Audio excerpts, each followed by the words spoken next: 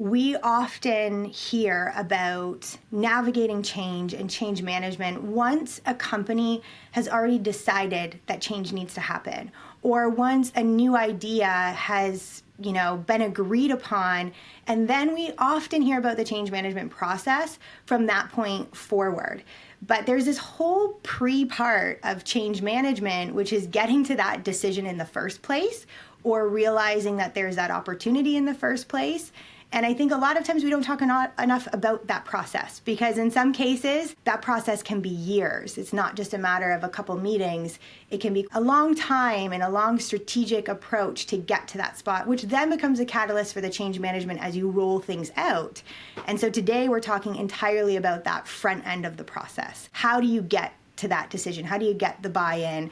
How do you get everyone on board to see things maybe the way that you're seeing things, or that the idea that you've come up with, whatever that might be? Hi, I'm Jacinta. I'm the principal consultant at Primary People Group. And I'm Danielle, and I'm the principal at FireUp Culture. I am so excited to be here today to talk about how to drive organizational change. It's not just about having the idea, but it's how we get there. And together, you and I have, literally transformed organizations by some of the work we've been doing together since we've become entrepreneurs and founders of our own companies. But I think all that groundwork and our experience was laid when we jointly did the work together in one business where we started off with an organization that didn't necessarily see the value of investing in their people, and looked at things such as human resources as a compliance department, not as a primary driver of their business success. Yeah. So something that I think we should talk about is this concept of the internal sales process. So a little bit of background: I went to business school. I was formally taught, both from business school and from change management training, that you often present this problem and solutions, and everyone sees the problem and everyone sees the solutions. They get on board, and then you enter into this this change management and rolling it out and getting greater organizational buy-in. But the reality is that so rarely is how it works inside an organization. It's not so simple as just presenting the problem, solutions, and everyone comes on board. And the thing that I found so interesting is that when I started working with you, Danielle, you taught me so much about getting everyone on board. And there was this defining moment I remember when you actually brought up Sun Tzu Art of War. You brought up, well, have you heard of this sales tactic or that sales tactic? And you kind of took these kind of external practices that you would typically use in a sales or business development department, and you were saying we have to apply those internally to get the buy-in and to bring people along in the idea. And that was so revelationary for me, and something that I've carried with my career and the work that I do now and the work that I did then. And I just think that's such an important thing that we should talk about. Yeah, I think it's funny because I did not go to business school. I'm a evolution of the School of Hard Knocks. My degree was my background was in biology and psychology, and my initial background was marketing. And so as I evolved, sort of in my corporate career, I went from external marketing to, into customer experience and brand experience. And as I became more senior, it was trying to drive, fundamental organizational change. And yeah. I was traditionally the outlier, as you know.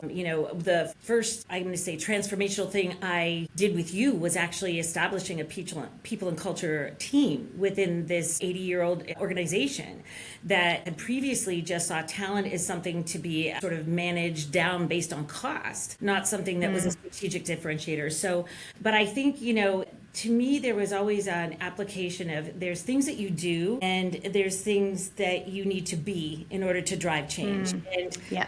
I think some of the things that I would say, the things that you do, is always never stop at the first no. I remember that conversation that you and I had. I think we came out of something and I was like, wow, that's not going for it. And you were like, have you ever heard, you got to get your first no before you get to yes? And I was like, what? What is that? Yeah. But I think you actually said 3 no's or something we're going to expect to hear no a number of times before we get to the yes. We had to get through that to get where we're going. And it was I find that so interesting because as I work with companies now, I hear all the time, and I mean, you hear it whether you're an employee of the company or whether you're consulting for them, but I hear it all the time of, oh, have we tried this before? And we pitched that, they said, no, we're not doing it. And when you kind of dig into, okay, tell me about when you pitched that, who did you pitch it to? And sometimes it's like, oh yeah, 5 years ago, we brought it up in one meeting. That could have been formally bringing it up or informally, and there was a no at that time, and it was never revisited again. The thing that I find interesting about that is that often there's people that know that something should be different, or they see the opportunity, and then they've carried that with them sometimes for like 5 years or over the last year. So it was just interesting because as I hear that come up, I hear your voice of, well, we had to get the first no, and we can probably expect a couple more before we get to yes. How about when you and I experienced this, because we did it together, and some of the consulting work we're doing now is we go into organizations and we see not just one person, we see entire leadership teams or our functional management groups sitting in a space where they all know it can be better. They're all frustrated, but they stay with what they know versus and it's not a one size fits all, it's a one size fit one. When you and I look at the reason maybe a senior super on a job site might be resisting change could be fear or time or doesn't know, the fear of the unknown. Or another person is, the idea is they're not buying into the idea. If I dial it back to some of the things that you and I bring to bear all the time, when you said this idea that, it's 5 years ago and it was a no in one meeting, is looking at, I was like the Angela Duckworth, the grit kind of idea, is that that idea is that don't be so attached to the outcome, to the no. The yeses are usually the easy people that you already know, or, you've already, you already have them aligned. You threw out Sun Tzu. Sun Tzu, I have this belief that the meeting's over before it even begins. And one of the things is knowing the lay of the land and knowing the terrain. And you need to, even before the meeting starts, you have, those one-on-ones with each of the people that are going to be attending. And know your audience, know what they need, know what their fears are, know where the resistance is potentially. And they won't always share it with you. I mean, some of it is a big leap of faith. But I think, if it's worth your while and you're passionate about it, and that's the thing, is that you got to be willing to carry the water, you got to believe in what it is, and you've got to really have a strong vision for the transformational change it's going to cause for you or others around you, or the impact it's going to have in the organization to really see change through. But I think it's not about just having this wonderful idea. They'll always say it's about the money. And it is all about the money, but it's not about the money, if you know what I mean. Well, yeah, absolutely. And it's I like when you said kind of know your stakeholders and have those one-on-ones. And I've seen you do this, and I also feel like you've taught me this, is it's having the one-on-ones, but something else that you do when you're trying to get people on board for a new idea or change of some sort, whatever that might look like, is that you almost you pull in the rationale, the strategic decision of it, the almost like that data of it through everyday conversation. So you might have had those one-on-one conversations, but also when something that's completely unrelated to, we'll call it the pitch or the idea, and you're having just a normal dialogue, when something is brought up that what you're bringing up is going to solve, you pull that in and you're almost starting to create data and rationale and objective support for what you're trying to bring forward. And I think that is also so important because you say, they'll say it's about the money, but it's never about the money. But I think with that is people are looking for data. And sometimes these new things, we have data, but it's coming in different forms than maybe we know. Sometimes it's straight, we can crunch some numbers and get there. And other times it could be an experience that increases the brand. And we know that an increased brand and a better experience would then drive more loyalty or customers. And so it's not always a one-to-one from a data or numbers perspective, but we know it will get there and we know it will have an impact. But you pull in those pain points that people are saying are their pain points, you relate that to what you're bringing forward and how it solves that. Without that being a formal pitch, you do that organically. I would say know your numbers. And even if you say it's a qualitative thing, that there isn't a traditional number associated, if we use the team you and I created, when traditionally after operating for 50 years without why do we need people and culture, we don't even like HR. We had a payroll department for close to 1,000 people, and talent wasn't being managed. There was performance reviews weren't happening. Had an exodus of staff. We were in the middle of a talent war in an industry where the cost of talent that was huge, huge. And if we were saying it was all about the money, we were burning money left, right, and center in not managing our talent, not doing, as you taught us, true talent development. So it was something to be able to say, what were you at the time? A senior manager at the time? When you first switched over, did we hire I you think as I came in as a manager and then senior manager and so then the cost director. of a senior manager and one coordinator. I don't even think we had a coordinator at the time, did we? Approval. No, You and I no, got that in no. our first year by showing the impact. But it was getting Yep. to that first one thing, and I was able to at least use some data-driven numbers based on people leaving the organization, how much it was costing us, and saying, what if we try to actually keep our talent? You know, a number of people were staying, and it was a great culture. They weren't leaving because of the culture. They were leaving because money was being thrown at them because of the industry we were in. And when it's, 30% more than you're currently making, that's a tough thing. But I think even in the middle of that dogfight, you and I got traction because we started managing the talent internally, started doing career building, and used different tactics that one team at a time. We didn't swallow the elephant whole. Like, we had to break it down into bite-sized pieces. But I think knowing the numbers it could be financial numbers, it could be numbers like measuring staff leaving the organization, it could be, in my instance, was how many customer concerns were being reported through a call center to be able to drive organizational change to a proactive model instead of reactive. Yeah, I 100% agree. And you actually said something in there that caught my attention. It's about the wins along the way. And I think oftentimes when we think of change, we think of big movements and big wins, but sometimes we can get to the same spot with a bunch of incremental steps and little wins along the way. And those can also inform the insights into what you're driving forward, but also show the success and the impact of what you're trying to get buy-in for. And so I think that's also a really important one. But I'd say, when you say the little wins, if we try and think of some of the things we did together, I would say, sometimes, I don't want to say you make it up as you go, but one of the things is holding the vision, and it could be 1, 3, 5 years before it happens. Don't be so attached to a time frame. Don't be so attached to the bigger outcome, but is being present and listening to the people you need to get on board, to be able to listen to what a functional leader needs, somebody where you need to get some voice at the table, and you start, putting those little pieces together, or you start driving and influencing. What was one of the things you talked about? Making familiar, or unfamiliar, familiar. Talk about that, because that was something you just did very naturally, in who you are and how you naturally brought change about by being patient. Yeah, and it's this idea that, let's say you have a new idea that you're bringing forward. You're pitching a new department, a new role, a new way to delight the customer, whatever that might be. It's so hard for people, especially people who don't maybe run in the creative mindset circle, to understand that newness. And there's a lot of reasons there. It could just be fear of change. It could be fear of the effort that has to go into that. But oftentimes it's just a lack of understanding of what that idea is in the first place, because it's new and different and they probably haven't experienced it before. And so a key part of that is when you have something that's unfamiliar, do your best to make it familiar. And what people often do is they fall down this hole of trying to explain what the idea is so that people can understand what it is, instead of just taking it and relating it to something that someone else has already experienced.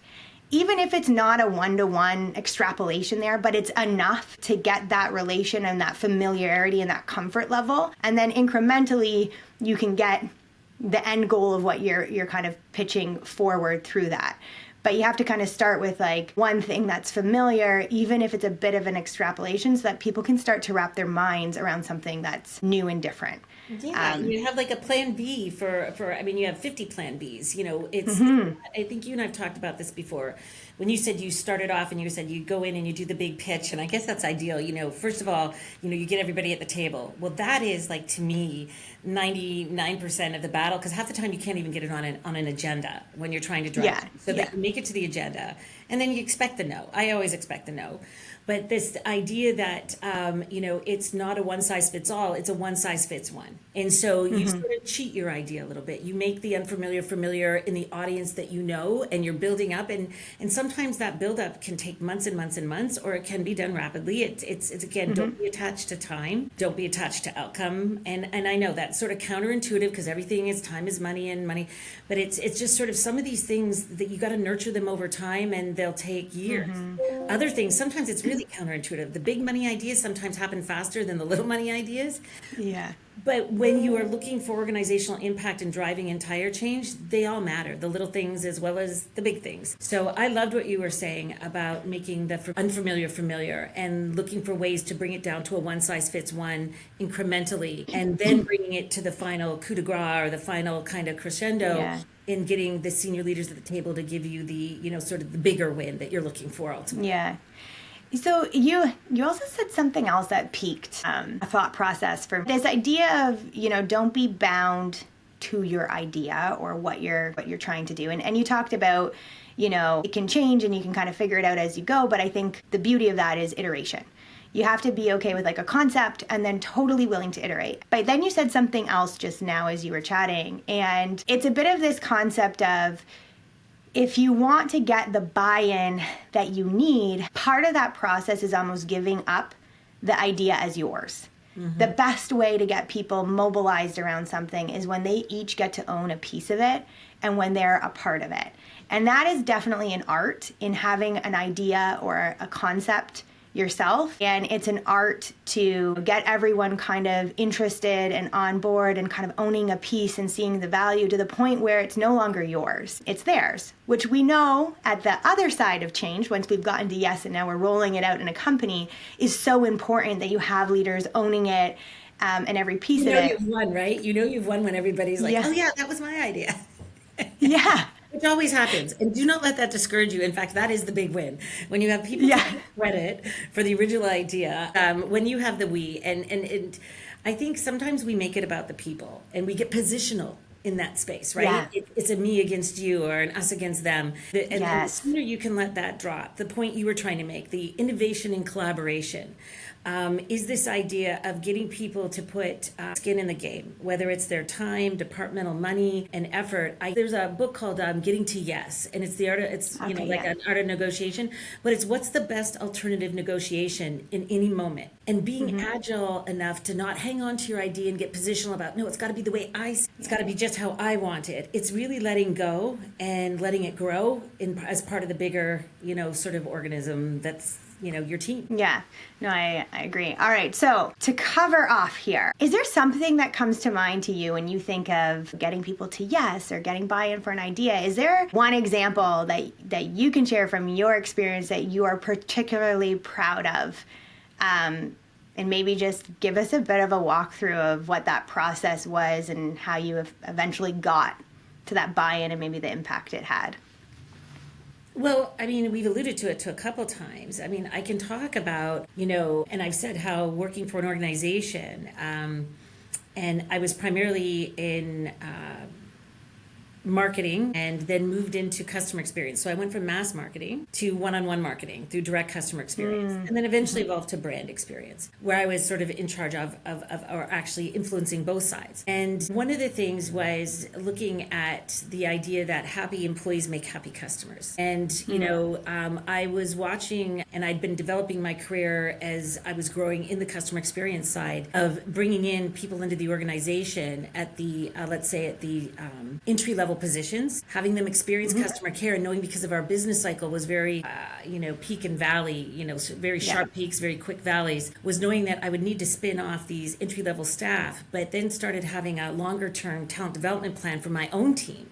That was structured towards seeding people, hiring them, beginning with the end in mind, moving them into project management, moving them into construction, moving them into, sales and leasing. So when I first started, I started having a dream around having people in culture, something where we were truly developing talent for a longer term. There were things I was seeing. People were starting to shift when I was interviewing them for intake. It wasn't about the money and how quickly they could grow. They started asking about things about social responsibility and how do you develop me as a human being and how do you invest in me? And so I started trying to bring that forward, and there was zero interest in, we have, 30 payroll companies, we have a compliance officer, we do comp, and, all the senior leaders manage their talent, they know best. And so I started off with that, my first no is that they know best, we're managing our talent. And so I started thinking, are we? And I started trying to gather information, know our numbers. It wasn't just our turnover. I was trying to learn about, the cost of replacing staff. I was gathering external information about the talent war that was happening in the industry. And so the cost of losing talent, especially tenure talent, and technical side. I started looking at culture eats strategy.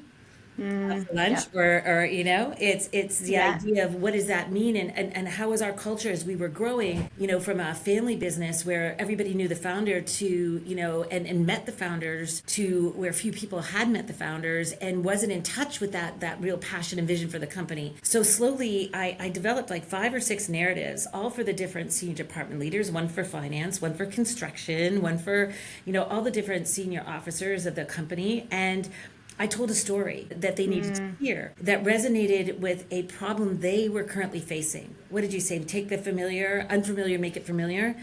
I identified a problem that they were each having and tried to create my dream of having true people and culture, something that was very internal marketing, again, customer experience, employee experience oriented, where we didn't even talk about it. We didn't have a plan for it. We had a social committee. Yeah. Did anybody ever have a 5-year plan on a page for their career in the organization, even senior leaders, mid-level leaders? I mean, when you started. So I think very simply and eventually showed them, okay, just give me a little bit of a sandbox. And that was the start. That was your salary. Heck yeah. We're losing $1 million a year in kind of, employee and talent. It wasn't just the cost of replacement, but it's lost productivity, all those things. I was able to demonstrate. Hey, just give me one person and let us show what you can do. And I think that's another thing I would think about, getting, I don't know that I've explained the steps properly, but, starting off with the idea, getting the first no, understanding what each person. So that's that one size fits one, going to each one, finding out what that is. And then being resilient. It's what you do, but it's also what you be.